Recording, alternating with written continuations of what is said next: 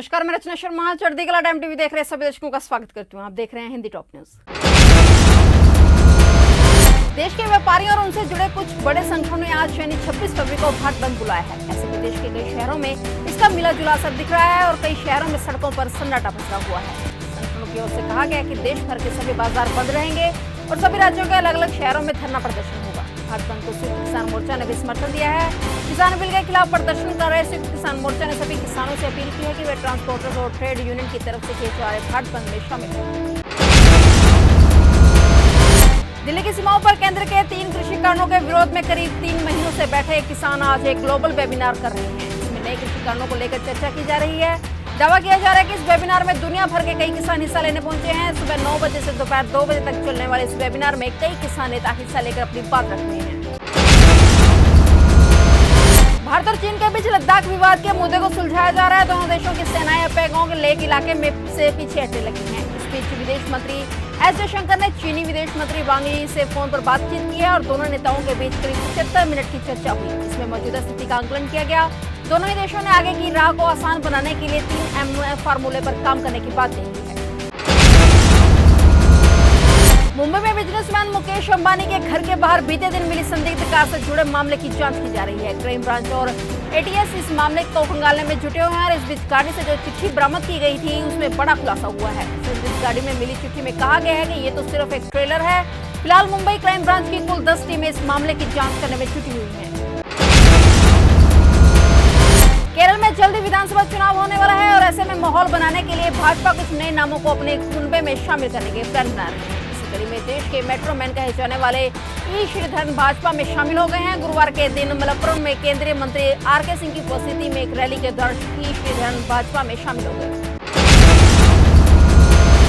महात्मा गांधी के हत्यारे नाथूराम गोडसे के भक्त को अपनी कांग्रेस में शामिल कराकर पूर्व मुख्यमंत्री कमलनाथ गिरते नजर आ रहे हैं। ग्वालियर में बुधवार को बाबूलाल चौरसिया कांग्रेस में शामिल हुए। ये वही बाबूलाल चौरसिया हैं जिन्होंने 15 नवंबर 2017 में नाथूराम गोडसे का मंदिर बनवाया था और गोडसे की आरती उतारी थी। कांग्रेस में गोडसे भक्त का स्वागत सत्कार हो रहा है और आदर और पुरस्कार दिया जा रहा है। इस पर बीजेपी पूछ रही है कि क्या कांग्रेस इतनी विचार शून्य हो गई है कि उसे गोडसे भक्त में सियासी संभावना दिखने लगी है।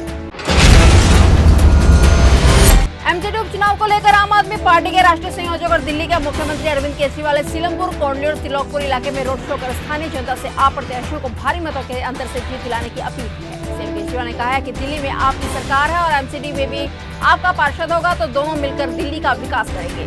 ताकि पूरे देश में अगर भारतीय जनता पार्टी को कोई पार्टी हरा सकती है और चुनौती दे रही है तो वह सिर्फ आम आदमी पार्टी है। वाराणसी के बनारस हिंदू यूनिवर्सिटी में पढ़ाई शुरू कराने की मांग को लेकर प्रदर्शन कर रहे 5 छात्रों को पुलिस ने हिरासत में ले लिया है। ये छात्र मेन गेट को बंद कराकर बैठे थे। PHU खुलवाने की मांग को लेकर धरना दे रहे छात्रों को पुलिस अपने साथ लेकर गई, जिसे लेकर बाकी छात्रों में रोष है। कोरोना काल में भारत कई देशों के लिए संकट मोचक बनकर उभरा है। इन देशों को भारत अब तक जरूरी सामानों से लेकर कोरोना वैक्सीन की आपूर्ति कर रहा है। विदेश मंत्रालय ने कहा है कि भारत ने विभिन्न देशों को 361.94 लाख कोरोना वैक्सीन प्रदान की है, जिनमें से 67.5 लाख खुराक अनुदान सहायता के रूप में और 294.44 लाख की आपूर्ति की गई है।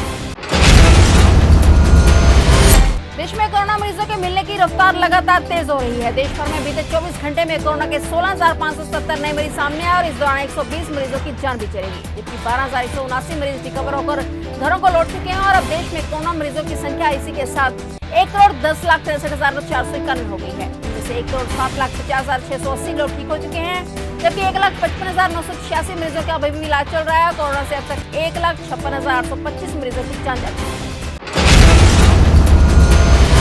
समाचारों का सिलसिला इसी तरह जारी रहेगा। देखते रहिए चढ़ती कला टाइम टीवी।